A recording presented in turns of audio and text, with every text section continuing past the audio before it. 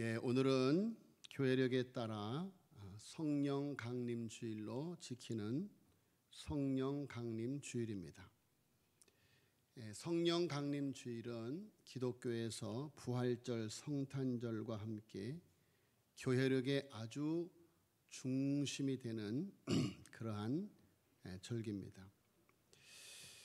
자, 사도행전 2장에 보면 성령이 강림하셔서 제자들에게 복음을 전하게 하시고 믿는 자들로 교회를 세우게 하신 날이 바로 성령 강림절입니다. 자, 성령이 지으신 교회를 말하기 전에 먼저 성령님에 대해서 우리는 바로 알아야 되겠습니다. 성령님은 누구신가?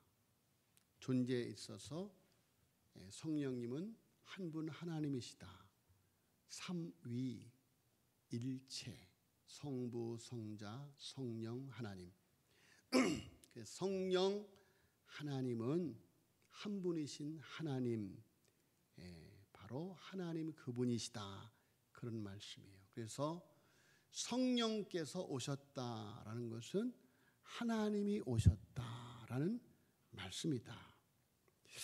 자, 동시에 사역에 있어서 성령님은 성부께서 계획하시고 성자께서 십자가에서 이루신 구원을 성도가 믿도록 감동하시고 구원을 적용하시는 분이 바로 성령님이시다. 우리가 진심으로 하나님을 믿고 예수 그리스도를 나의 구원의 주로 인정하고 있다면 그것은 성령께서 우리를 감동해서 믿음으로 인도하시고 십자가의 은혜를 적용해 주신 까닭이다. 성령께서 우리를 예수님 믿게 하셨고 그런 예수 믿는 자들 가운데 임하신 성령님, 바로 그들이 모인 공동체가 바로 교회이기 때문에 교회를 가리켜서 성령 공동체이다, 이렇게 말씀을 하는 것입니다. 자, 여러분, 사도행전 2장에 보면 성령이 각 사람에게 믿음을 주어서 그들로 교회가 되게 하신 역사적인 사건을 자세하게 보여주고 있는데, 성령께서 임하신 날을 가리켜서 오순절이다. 그래서 오순절 마가의 다락방에 성령께서 임하셨다. 구약에서 오순절은 6월절에 출애굽한 이스라엘이 시내산에서 하나님의 계명을 받고 그분의 백성이 된 날, 출애굽한 이스라엘이 드디어 약속의 땅에 이르러서 그 땅의 첫 수확물을 얻은 날, 종합하면 오순절은 이스라엘이 하나님의 백성으로 인정받고 약속의 땅에서 새로운 삶을 시작한 날, 그래서 이스라엘이 새로운 공동체가 된 날이다, 그런 말씀입니다. 자, 바로 그 오순절에 성령님이 오셨습니다. 예수 그리스도를 믿는 사람들을 새로운 공동체로 빚으시기 위해서 오신 것이죠. 자, 여러분, 우리가 이 성령 강림 주일에 정말로 내 안에 성령이 오셨는가? 오늘 제목처럼 성령을 받았습니까? 정말 이 말씀이 우리에게 도전의 말씀이 되어져서 우리 안에 성령께서 오셨음을 분명하게 확인하고 거룩한 하나님의 성전된 삶을 살아야 되겠습니다. 너희가 하나님의 성전인 것과 하나님의 성령이 너희 안에 거하시는 줄 알지 못하느냐. 자, 여러분, 구약에서 하나님이 임하시는 곳이 어디였습니까? 성막이죠. 성막, 성전이었습니다. 그런데 그 성막과 성전은 어떤 곳입니까? 거룩하게 구별된 곳이. 거룩하게 구별되지 아니하면, 성결하지 아니하면 그곳에 성령께서 임하시지 아니하십니다. 하나님이 임하시지 않으셔요.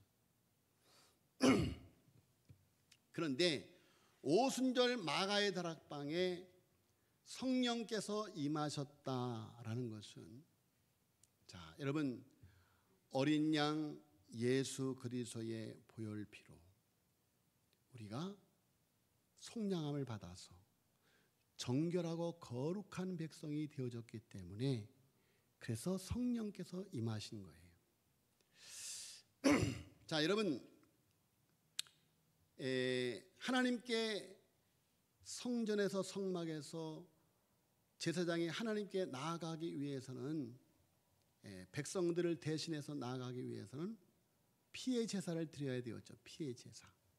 피의 제사를 드리고 속량함을 받아야, 그래야 지성소로 나아갈 수가 있었습니다.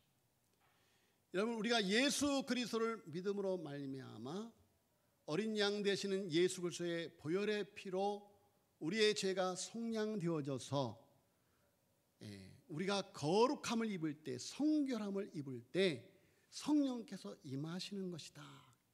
자, 여러분, 예수 그리스도께서 십자가에서 죽으시고 부활하심으로 그 놀라운 예수님의 제자들, 하나님의 백성들을, 그들의 옛사람을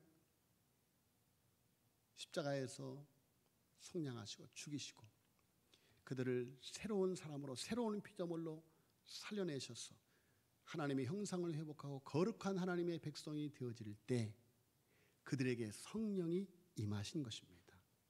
여러분, 그 사실을, 예수 그리스도를 메시아로 그리스도로 받아들이지 않고 예수 그리스도를 영접하지 않는 예루살렘 성전에는 대제사장이 아니라, 성경 박사가 아니라 그 이상이라도 성령이 임하시지 않으셨어요.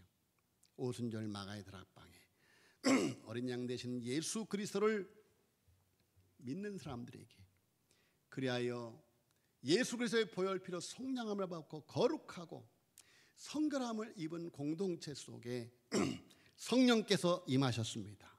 할렐루야. 여러분, 그러므로 예수 그리스도를 믿음으로 고백하는 한국 교회, 이 땅 위의 교회, 우리 삼도 교회, 여러분들의 마음속에 성령님께서 오신 줄로 믿습니다.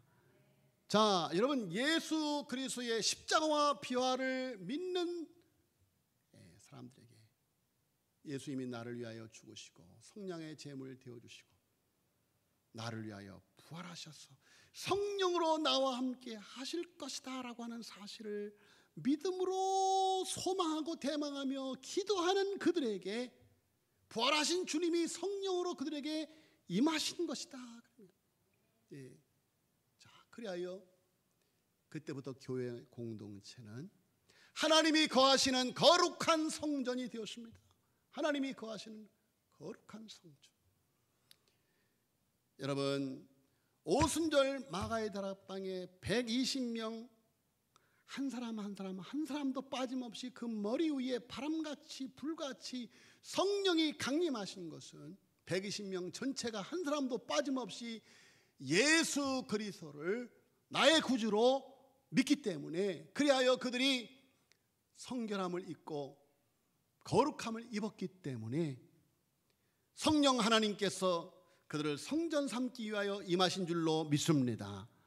여러분, 하나님의 성령이 오순절 마가의 다락방에 임하였으니 초대교회가 탄생한 것입니다. 그래서 여러분, 초대교회는 성령 공동체인 줄로 믿습니다. 성령 공동체, 내 안에 성령이 거하시는 거예요. 자, 예수님을 믿는 사람들의 모임을 교회라고 하고 성령 공동체로 하는데, 고린도전서 12장 3절에 보니까 성령으로 아니하고는 누구든지 예수를 주시려 할 수 없느니라. 내가 예수를 주님으로 고백하고 있다면 여러분, 성령께서 내 안에 임하신 증거입니다. 오늘 본문 말씀 19장 2절에 보니까 너희가 믿을 때 성령을 받았느냐. 여러분, 예수 그리스도를 믿으면 성령을 받는 줄로 믿습니다.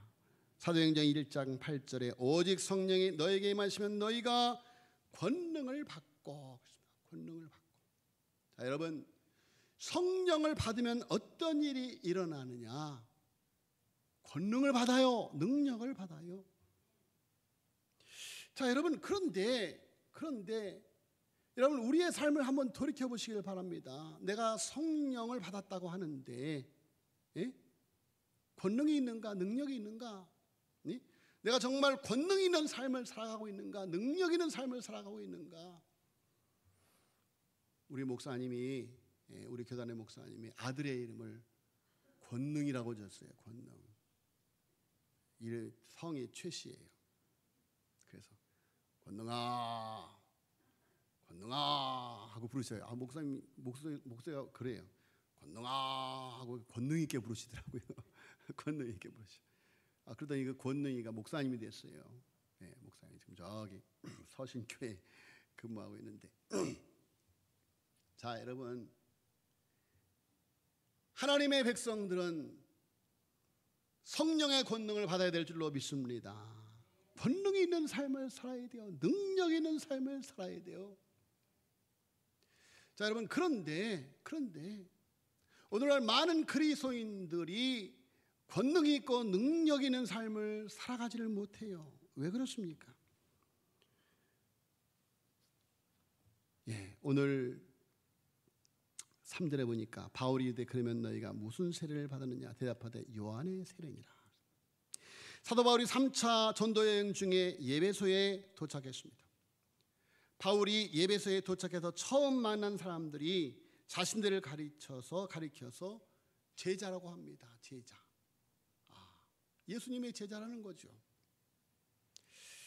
자, 그런데 바울이 그들을 보니까 그들은 성령을 받은 사람들로 보이지가 않았어요. 그러니까 사도 바울이 너희가 믿을 때 성령을 받았느냐?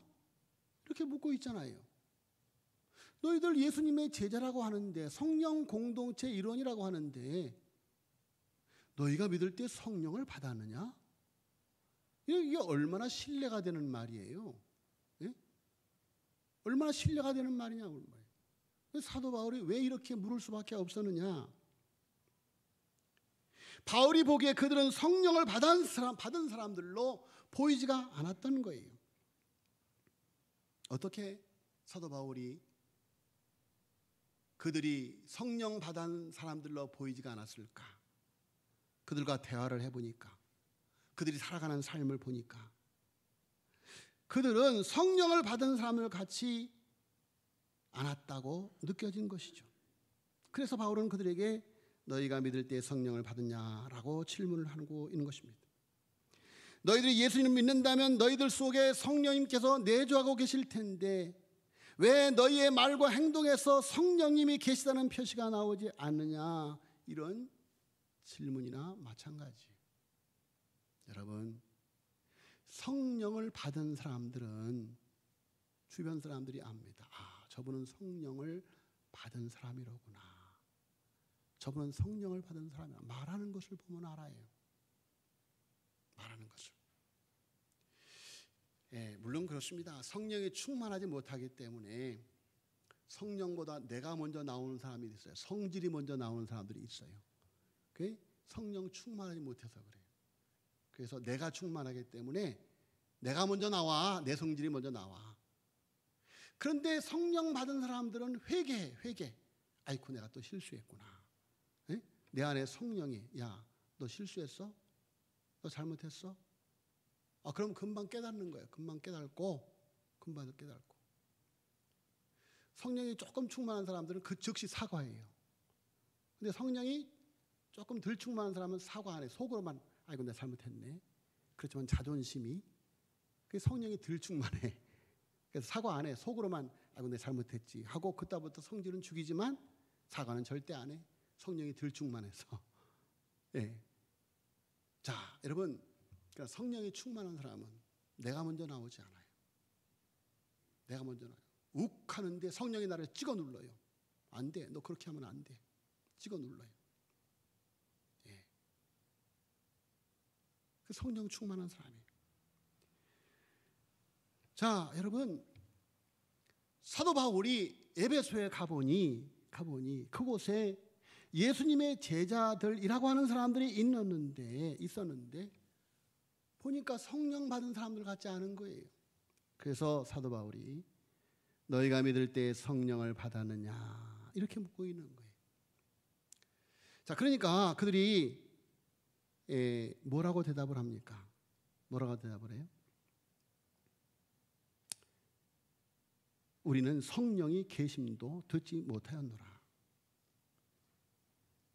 우리는 성령이 계심도 듣지 못하였노라. 여러분, 이렇게 신앙생활하는 사람들이 의외로 너무도 많습니다. 성령님이 계시다고 하기는 하는데 나는 성령님을 도무지 못 느끼겠어. 여러분, 성령님은 걸어가는 중에도 우리와 함께 하십니다. 걸어가는 중에도.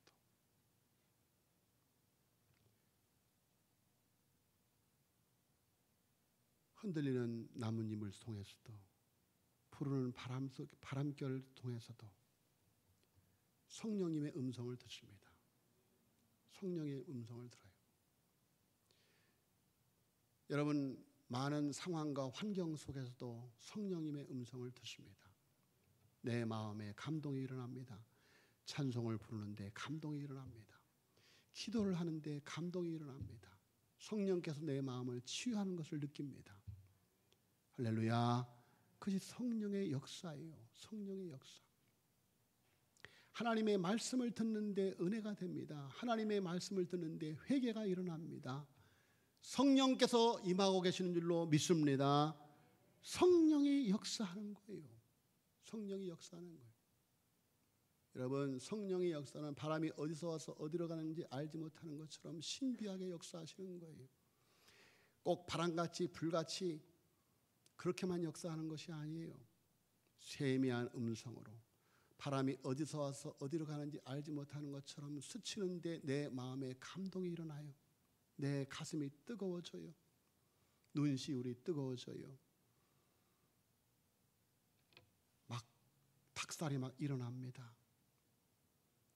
여러분, 성령이 임하시고 있는 줄로 믿습니다. 성령이 임하는 거예요.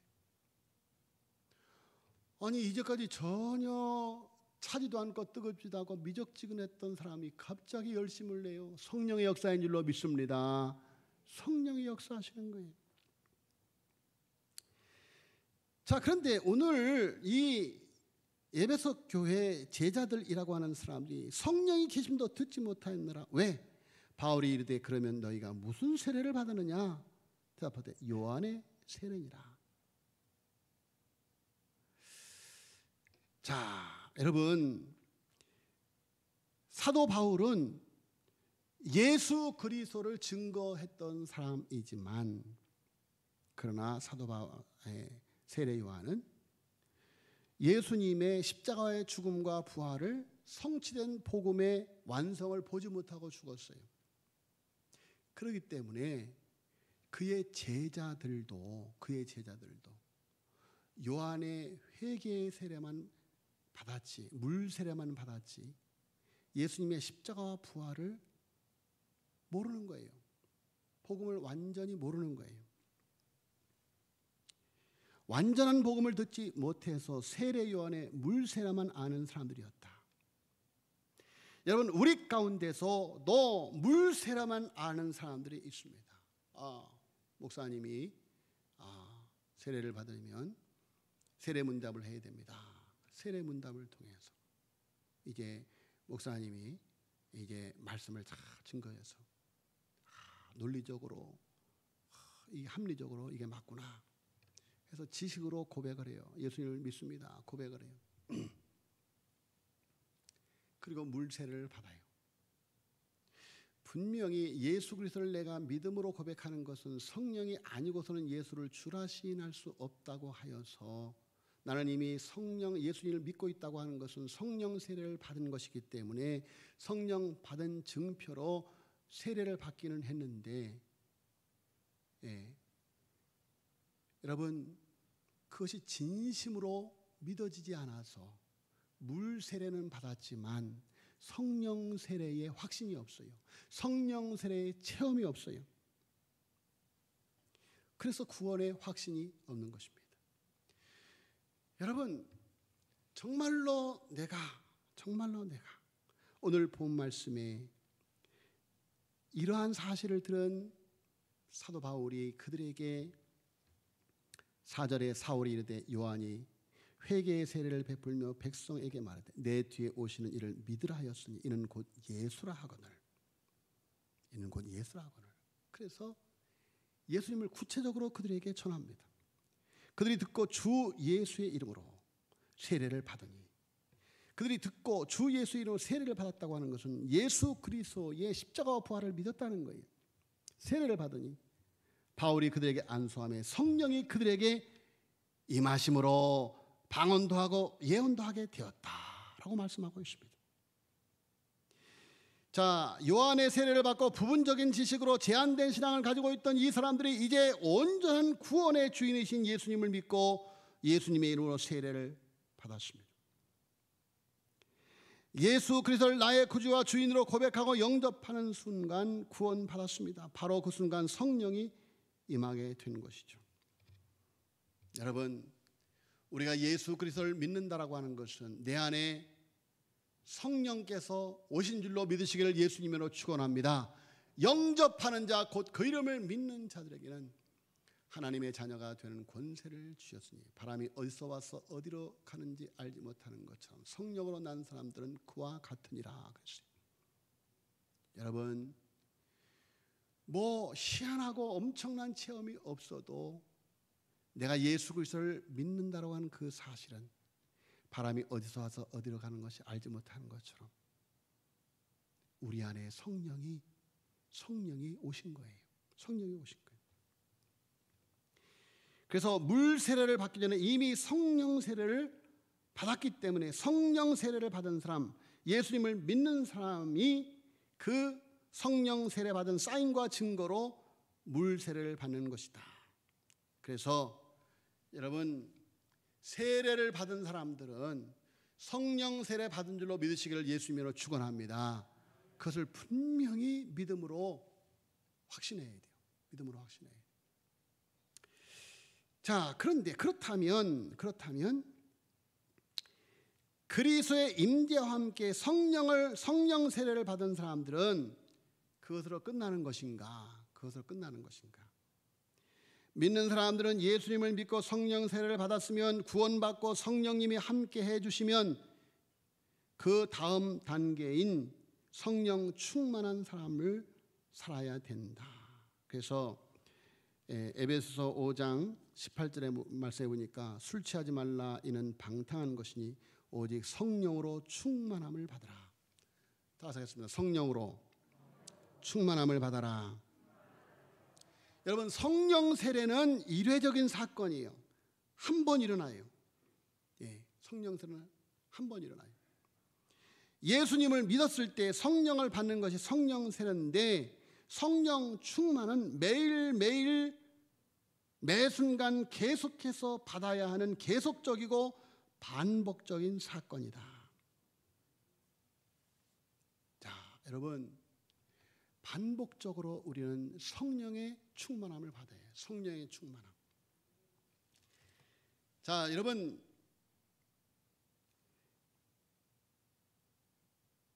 내 안에 성령님이 계신지 계시지 않은지, 여러분, 우리는 그것을 늘 점검해 봐야 돼요. 성도가 분명히 예수님을 믿음으로 성령 세례를 받았는데 왜 권능 있는 삶을 살지 못하는가? 두 가지인데, 두 가지. 첫째로는 복음을 지식으로만 받아들이고 물 세례만 받았기 때문이다.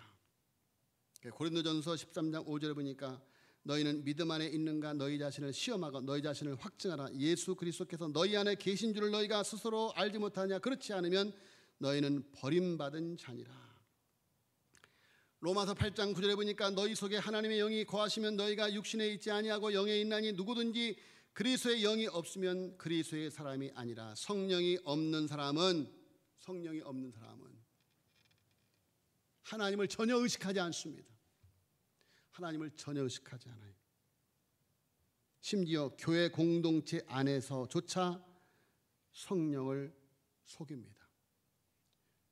여러분, 교회 밖에서는 고사하고 교회 안에서조차 시기하고 질투하고 당을 짓고 수근수근 거리고 하나님을 무서워하지 않은 거예요. 하나님을 두려워하지 않은 거예요. 여러분, 성령께서는 우리가 말하는 것까지도 통제하셔요. 가르쳐 주셔요. 그런데 내 입에서 막 남을 험담하고 시기하고 질투하고 모략하고, 같은 성도가 인사해도, 심지어 목사가 인사해도 인사도 받지 않고 뻣뻣하게 걸어나가고, 여러분, 하나님을 두려워하지 않은 거예요. 하나님을 두려워하지 않은 거예요. 성령님이 계시지 않아요. 사도행전 5장 3절로 4절에 보니까 베드로가 이르되 아나니아야 어찌하여 사탄이 내 마음에 가득하여 내가 성령을 속이고 땅값 얼마를 감추느냐. 땅이 그대로 있을 때는 내 땅이 아니며 판후에도 내 마음대로 할 수가 없다냐. 어찌하여 이 일을 내 마음에 두었느냐. 사람에게 거짓말한 것이 아니요 하나님께로다. 여러분, 성령 공동체를 속이는 자는 성령을 속이는 자입니다. 분명히 말합니다. 구원이 없습니다. 구원이 없어요. 물 세례는 받았는지 몰라도 성령 세례를 받지 않아서, 성령이 계시지 않으니까 성령을 무서운지, 하나님 무서운 줄 몰라요. 자, 그런데 성령을 받았어요. 분명히 성령을 받았는데 성령 충만한 삶을 살지 못하고 성령을 소멸하는 삶을 살기 때문에 여러분, 권능 있고 능력 있는 삶을 살지 못해요. 그래서 데살로니가전서 5장 16절로 22절에 보니까 성령을 소멸하지 말라 그래요. 성령을 소멸하지 말라. 성령을 소멸하는 거예요. 내 안에 성령이 오셨는데 오신 그 성령을 소멸해요. 어떻게? 에베소 4장 3절 33절 에베소 4장 3절 말씀에 보니까 하나님의 성령을 근심하게 하지 말라. 그 안에서 너희가 구속의 날까지 인치심을 받았느니라. 하나님의 성령을 근심하게 해요. 하나님의 성령을 근심하게. 그래서 성령을 소멸해요. 성령을 소멸해요. 얼마나 무서운 일입니까? 자, 여러분, 그러면 어떻게 성령을 받습니까? 사도행전 2장 38절에 베드로가 가로되 너희가 회개하여 각각 예수 그리스도의 이름으로 세례를 받고 죄의 사함을 얻으라. 그리하면 성령을 선물로 받으리니. 할렐루야. 죄의 사함을 받아야 성령이 오시는 거예요. 여러분, 거룩한 성령은 죄 있는 곳에 임하지 않아요. 자, 여러분, 교회는 거룩한 공동체가 되어져야 됩니다. 성결의 공동체가 되어져야 돼요. 원수를 사랑하는 것이 교회 공동체입니다. 회개한다면 원수까지라도 사랑하는 것, 내 자식을 죽인 원수도 사랑하는 것, 그것이 교회 공동체예요. 그러나 죄인은 모양이라도 버리는 것. 네 눈이 범죄하면 네 눈을 찍어 빼버리라. 네 손이 범죄하면 네 손을 끊어버리라. 내 형제가 범죄하거든 한 사람이 혼자 찾아가서 권면하고, 둘이 찾아가서 권면하고, 그래도 듣지 않으면 교회에서 말하고, 그래도 듣지 않으면 이방인과 세리처럼 여겨라. 끊어버리라는 거예요. 왜? 거룩한 공동체가 되어야, 이곳에 나오는 사람들이 거룩한 공동체, 거룩한 하나님의 지체가 되어야 그곳에 성령이 강하게 역사하기 때문에. 할렐루야. 여러분, 오늘날 한국 교회가 왜 이렇게 잡음이 많고 싸움이 많습니까? 거룩하지 못하기 때문이에요. 끊어버리지 못하기 때문이에요. 끊어버리지 못하기 때문이에요. 여러분 정말로 우리가 성령을 받기 원한다면 너희가 회개하여 각각 예수 그리스도의 이름으로 세례를 받고 죄 사함을 얻으라. 그리하면 성령을 선물로 받으리니 이 약속은 너희와 너희 자녀와 모든 먼데 사람 곧 주 우리 하나님이 얼마든지 부르는 자들에게 하신 것이라. 어떻게 성령 충만을 받습니까? 사도행전 1장 14절에 마음을 같이하여 오로지 기도에 힘써라. 초대교회 오순절 마가의 앞방에 성령이 어떻게 임하였습니까? 120문도가 마음을 같이하여 오로지 기도에 힘썼다. 또 에베소서 5장 18절 말씀해 보니까 성령을 소멸하지 말고 예언을 멸시하지 말고 범죄하려 좋은 것을 취하고 악은 어떤 모양이라도 버리라 라고 말하셨습니다. 죄송합니다. 에베소서 5장 18절 말씀해 보니까 술 취하지 말라. 이는 방탕한 것이 오직 성령으로 충만함을 받으라. 시와 찬송과 신령한 노래들로 서로 화답하며 너희의 마음으로 주께 노래하며 찬송하며 범사의 우리 주 예수 그리스도의 이름으로 항상 아버지 하나님께 감사하라. 어떻게 성령 충만을 받느냐? 마음을 같이 오로지 기도에 힘쓰고 시와 찬송과 신령한 노래들로 서로 화답하며 너희의 마음으로 주께 노래하며 찬송할 때. 또 갈라디아서 5장 16절로 24절에 보면 갈라디아서 5장 16절로 시간이 많이 갔기 때문에 24절에 보면 육체의 욕심을 버리고 성령을 따라 행해야 된다. 육체의 욕심을 버리고 성령을 따라 행해야 된다. 그럴 때 성령 충만한 열매가 나타난다. 성령 충만한 열매.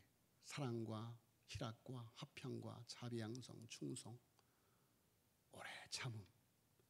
성령의 9가지 열매가 열리는 사람이 성령 충만한 사람이다.